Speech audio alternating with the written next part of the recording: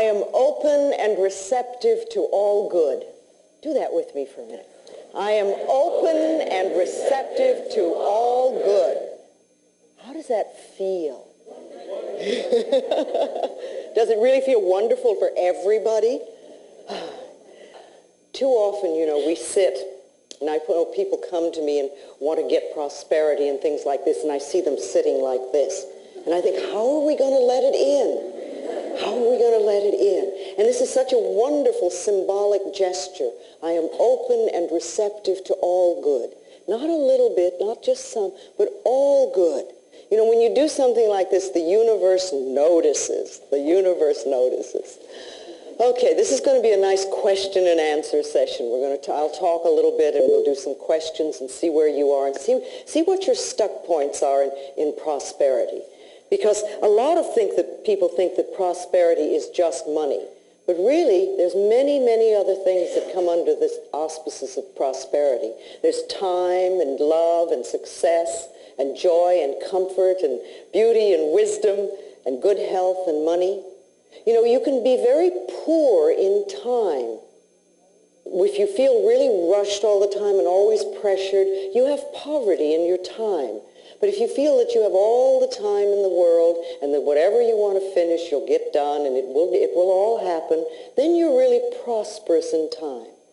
And what about success? If you feel that it's really way beyond your reach, then you're never going to get it. But if you feel that you can be successful, whatever that means to you, then that's wonderful. That's prosperity. Comfort. How many of you are prosperous in comfort? Or do you live lives that are really very uncomfortable and hard and tight? Wisdom. Do you have prosperity in wisdom? Do you feel that all the wisdom in the universe is available to you? Or do you think, I'm just me and I don't know very much and, I can't figure things out? If you feel that you're really connected with the universe and you really trust that part of you that's inside, then you can be absolutely prosperous in the abundance of wisdom. And what about love? Do you feel that you have an abundance of love? Connected with the universe and you really trust that part of you or are you very poor in love? Is there just a little bit of it in your life? How about joy? Do you feel you're really prosperous and have an abundance of joy? Or is that something you just allow yourself a little bit of now and then? And you really are very poor in joy. And then what about beauty? Do you see beauty everywhere? Do you allow yourself to experience an abundance of beauty? And what about good health? Do you have no health? Is there very little? Are you poor in good health? Or are you prosperous and do you have an abundance of good health? And of course there's money then. There's money too. What do you let yourself have? Are you poor in money or do you have an abundance of it? I like to use that image a lot of the ocean, standing in front of the ocean with a container in your hand. And you're there and you have this container, but what is it? Is it a thimble with a hole in it? Is it a small cracked cup? Is it a mug? Is it a vase? Is it a quart jar or a pail or a bucket or a wash tub? Or do you have a pipeline? And remember, no matter how... A pipeline. Run it right in. But no matter how much you have, whatever your container it is, and no matter how much you're taking from the ocean of life, and even though we're all standing there, we're not robbing each other, and there's plenty for everyone, and no matter how much we take, there is no way we're going to run that ocean dry. It's absolutely impossible. And if you can see yourself standing at the ocean of life in the same way, and remember the container that you have is your consciousness, and you can always change your consciousness. And it doesn't matter if you came from poverty, doesn't matter where you came from, and it doesn't even matter what your parents' beliefs were, or if they came from the Depression, or whatever, because it's your consciousness and what you're choosing to think and believe about prosperity and your ability to deserve it is what's going to create it for you. See, it has nothing to do with getting. People always think, oh, I want to get this or I want to get this. It's really allowing yourself to accept, which is a different concept. When you're not having something that you want, it's because on some level you're not allowing yourself to accept it. But you see, life is here for us. It's here for us, and it's here to support us in every way. But remember, what we give out, we get back. So if we're stingy with life, then life will be stingy with us. It's just that simple. If we steal from life, life will steal from us. And you know, department stores are not fair game. If you take paper clips from the office or do your personal Xeroxing there, that's not fair game, because it's the same old thing. What you give out, you get back. And what you're saying to the universe in a way is, I can't afford to take those things, have those things for myself. I don't have the ability to earn it. Therefore, I must take it from somebody. And that's poverty thinking. That never, ever, ever creates prosperity. Life is here for us, and there's an incredible abundance on this planet. Sometimes we only see our lack, but the abundance that is here is so enormous. You know, if you think about it for a moment, there is so much food on this planet that we could literally feed everybody on this planet. Yes, it is true that there are people that are starving, but it's not because of a lack of food. I mean, we burn crops in this country just to keep prices up. If people are starving, it's a lack of love. It's that we're allowing such a thing to happen. There is an absolute abundance of money on this planet. There is so much money that we can't even count it.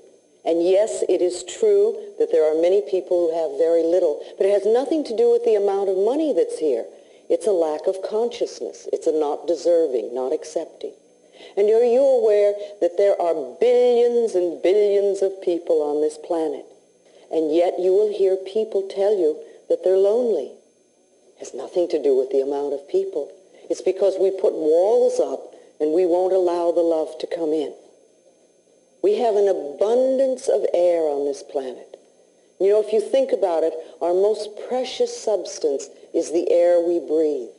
When we exhale, we take it absolutely for granted that the next breath will be there. And if we didn't have a next breath, we wouldn't live for 3 minutes.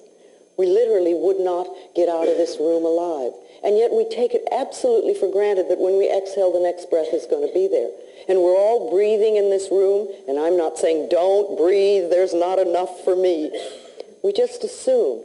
Now, if the most precious substance in our life has been given to us with such abundance, and that there's enough to last for as long as we shall live, then can we not trust that other things will be taken care of? And Matthew 6 is always a good thing to read when you're a little bit scared about stuff. The power that created us has put everything here for us, but it's up to us to deserve and to accept. That's what we need to do. You know, what we concentrate on increases. So you want to be very careful that you're not concentrating on debt and lack and bills and negativity, because that's what's going to increase it in our life. If you could concentrate on bills and see them as enemies, then they're going to be enemies, and you will never, ever have enough to really take care of them. Bills are wonderful things. It means that somebody has trusted us enough to give us their service or their product, knowing that we have the ability to pay it. And if we can welcome those bills with love and rejoice, and when you write a check out to pay it or you pay a bill, absolutely rejoice that you're able to do it and know that what you're sending out is coming back to you. See, too often we think, oh, another bill, or we write the check and say, oh, there isn't enough or whatever. But start feeling a good flow with this whole thing. Self-image is very important, because self-image, feeling good about yourself, is prosperity. Prosperity begins with that. It doesn't matter how much money you have. If you don't feel good about yourself, you're never going to enjoy it. And then look at your prosperity now. Because everything that you do have in your life is a reflection of what you believe you deserve, what you believe about yourself. You know, look at your home. Is this a place that you really love to live in? Is it comfortable and joyous? Or is it cramped and dirty and always messy? The same thing with your car. You know, is your car something that you really don't even like? Or is it something that reflects the love you have for yourself? And what about your clothes? You know, are they just a bother and a nuisance and something you have to wear? Or is it something you really rejoice in? Because again, it's a reflection of you. And what about your bank account? You know, how do you feel about that? And what is the state of it? Are you friends with money or is it an enemy?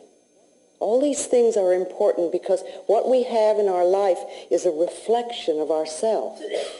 But remember, no matter where we are or whatever is happening, it's a reflection of ourselves, but it's only a thought, and a thought can be changed.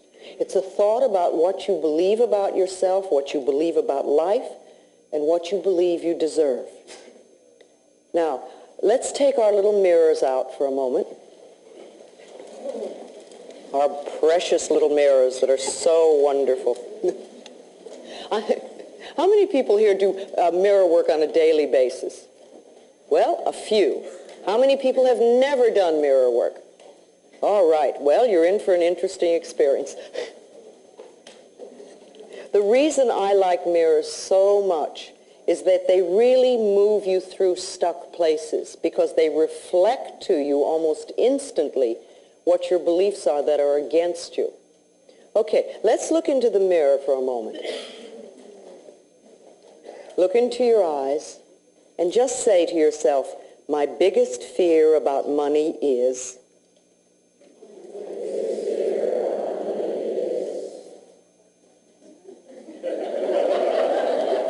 All right, just notice what comes up. What comes up? What is coming up when you do that? What sort of fears? Let's just share that for a moment. What sort of fears come? What? Yes, right here. My biggest fear about money is that it'll either be taken away when I get it, or that somehow I just, that I won't be taken care of. And I do a lot of the mirror work, and I do a lot of the prosperity work. And who took money away from you when you were little? Well, it was a control issue with my family, with my parents. I come from a family with money, but it was always... That's where the love came from, was with money. And I come from a father who has a tremendous fear of being broke. So it was passed on, and I know that, so I'm trying to work through that. Can you forgive him for that? It's a tough one. I'm trying to, but it's a hard one. Yes, but you see, your freedom with money is tied into it, not his. And he was doing the best he could coming from where he came from. And he probably was raised in a way that he was manipulated through guilt. So he manipulated you that way with money. So it's interesting that you came to this planet to learn stuff about money, and you had a lot of it. Because a lot of people need to learn their money lessons, and they have nothing. Now, this is a big lesson. It's been put in front of me time and time again, so I'm real aware of it. It's just, when I start working through it, I get physical anxiety pains, I have panic attacks,